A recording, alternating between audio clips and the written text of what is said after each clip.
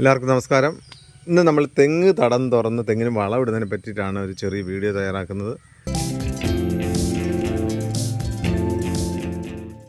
എന്താണെന്ന് വെച്ചാൽ നമുക്കറിയാം മഴ തുടങ്ങിക്കഴിഞ്ഞാൽ തെങ്ങിന് നമ്മൾ ഒരു വർഷത്തേക്ക് വേണ്ടുന്ന വളം തെങ്ങിന് കൊടുക്കുന്ന ഒരു സമയമാണ്. ശരിക്കും പറഞ്ഞാൽ ജൂൺ ജൂലൈ സമയങ്ങൾ.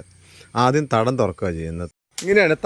തടം തുറക്കുമ്പോൾ ഇതേപോലെ ഒരു 1.5 മീറ്റർ എങ്കിലും ഒരു വിസ്താരമുള്ള നല്ലതാണ് തെങ്ങിന്.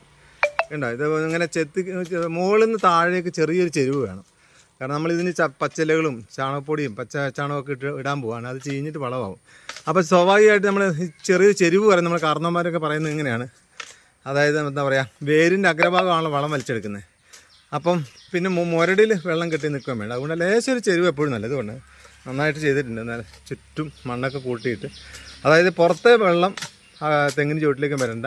തെങ്ങിലുള്ള വളവും കൂടിയ വളമൊക്കെ ഉണ്ടല്ലോ, മഴക്കാലമാകുമ്പം സ്വാഭാവികമായിട്ട് നിറഞ്ഞിട്ട് പുറത്തേക്ക് പോകാൻ സാധ്യതയുണ്ടല്ലോ, അത് പോകരുത്. അതിനാണ് ഇതേപോലെ ഒരു തിണ്ട് കെട്ടുന്നത്. ചുറ്റും മണ്ണ് ചുറ്റും ഇട്ടിട്ട് ഇതേപോലെ കണ്ടോ അങ്ങനെയാണ്. അതിനിടയ്ക്ക് നമ്മൾ ചെയ്യുമ്പോൾ കുറച്ച് വേരൊക്കെ മുറിഞ്ഞെന്ന് വരും. അതൊന്നും ഒരു കുഴപ്പമില്ല. പുറത്ത് കാണുന്ന വേരൊക്കെ പുതിയ വേര് അടിപൊളിയായിട്ട് വരും. സത്യം പറഞ്ഞാൽ ഏറ്റവും കൂടുതൽ വേരുള്ളൊരു വൃക്ഷം എന്ന് പറഞ്ഞാൽ ഒരു പക്ഷേ തെങ്ങ് തന്നെയായിരിക്കും. അതുകൊണ്ട് ഇതേപോലെ ചുറ്റും ചെയ്തൊരു 1.5 മീറ്റർ നീളം ചുറ്റളവിലാണ് ചെയ്തിരിക്കുന്നത് ഇതേപോലെ. അപ്പം ഒരു വർഷത്തേക്കുള്ള വളം നമ്മൾ ഇടാൻ പോവാണ്. പച്ചില കമ്പോസ്റ്റ്, പച്ച ചാണകമൊക്കെ ഇടാൻ പോവാം. ഈ ഒരു തടവെടുക്കൽ കഴിഞ്ഞാൽ ഉടനെ നമ്മൾ എന്ത് ചെയ്യും, ഒരു 2 കിലോ നീറ്റുകൾക്ക് നമ്മൾ ചുറ്റും ഇട്ടിട്ട് അതിന് ശേഷം ഒരു 2 ആഴ്ച കഴിഞ്ഞിട്ട് നമ്മൾ അടുത്ത വളപ്രയോഗം ചെയ്യുള്ളൂ. ഇതേ ചെയ്യുമ്പോൾ തടം തുറക്കുമ്പോൾ ഇതേപോലെ നന്നായിട്ട് ചെയ്യണം. ചെറിയൊരു ചെരുവോടുകൂടി ചുറ്റും ഓൾ ടുഗദർ ഒരു ഫുള്ളായിട്ട് ചെയ്യുന്നത് നല്ലതാണ്. ഇനി അടുത്ത ഘട്ടം നമ്മൾ പച്ചില, എത്രമാത്രം പച്ചില ഇടാൻ പറ്റും. നമ്മൾ ഒരു വർഷത്തേക്കുള്ള വളം ഇതിനകത്ത് ഡംപ് ചെയ്യാൻ വേണ്ടി പോകാം കേട്ടോ. ഇതിൻ്റെ നല്ല അലിയുന്ന എന്തെങ്കിലുമൊക്കെയാണ് ഏറ്റവും നല്ല, പെട്ടെന്ന് അലിയുന്ന. ഇത് മുഴുവൻ ഇതിലിടാൻ പോവാണ്. എത്ര ഇട്ടാലും എത്ര നല്ല. അതുപോലെ തന്നെ നമ്മളെ ഈ എന്താണ് ചുറ്റുമുള്ള കാടൊക്കെ നമ്മൾ ചെത്തിയിട്ടുണ്ടല്ലോ, അതൊക്കെ എടുത്തിടാം. ഈ സാധനങ്ങളൊക്കെ ഇടാം.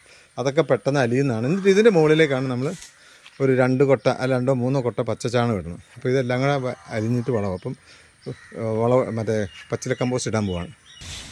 ഇത് നമ്മളെ പഴയകാല കർഷകരൊക്കെ സ്ഥിരമായിട്ട് ചെയ്യുന്നതാണ് കേട്ടോ.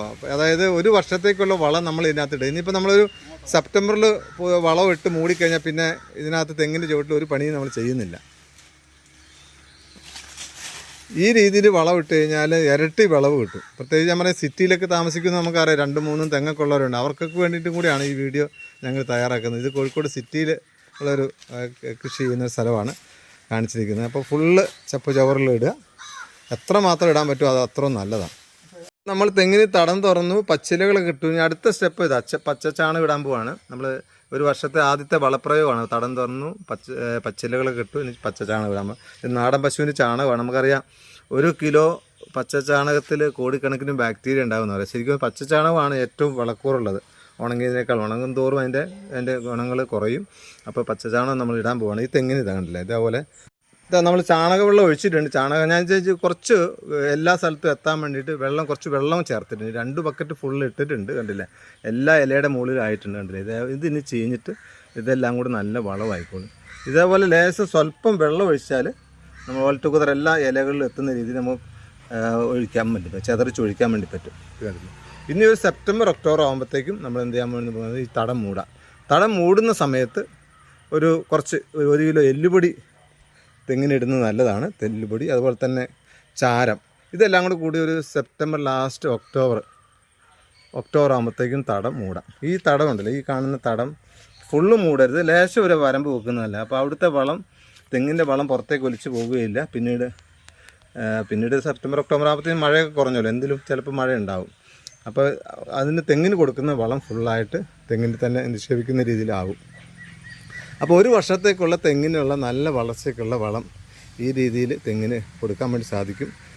ഞാൻ ഹൈലൈറ്റ് ചെയ്യുന്നത്, നമ്മൾ സിറ്റിയിലൊക്കെ താമസിക്കുന്ന ആളുകൾക്ക് 1-2 തെങ്ങൊക്കെ ഉണ്ടാവും. എനിക്ക് 2 തെങ്ങുള്ളൂ. 2 തെങ്ങിൽ നിന്ന് ഞാൻ തേങ്ങ വാങ്ങാറേ ഇല്ല. നിറയെ തേങ്ങയുണ്ട്. എനിക്ക് വീട്ടിലേക്ക് ആവശ്യമുള്ള തേങ്ങ ഉണ്ടാവും. അതുകൊണ്ട് സിറ്റിയിലൊക്കെ താമസിക്കുന്നവർക്ക് തീർച്ചയായിട്ടും ഈ ഒരു വളപ്രയോഗത്തിലൂടെ തെങ്ങിൽ നിന്ന് ഇരട്ടി വിളവ് കിട്ടാൻ വേണ്ടി സഹായിക്കും.